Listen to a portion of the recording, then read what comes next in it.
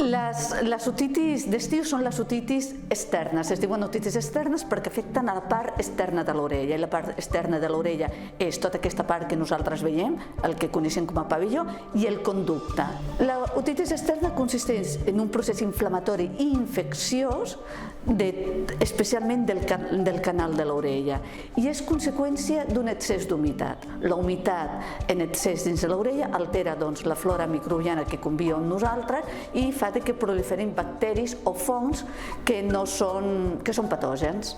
És un dolor tan important que la persona no es pot ni tocar l'orella. A més, es pot veure la sortida de secreció de la supuració per l'orella. Com s'han de tractar aquestes otitis externes? Evitar l'entrada d'aigua a l'orella. Això com ho farem? Doncs tancant l'orella per fora.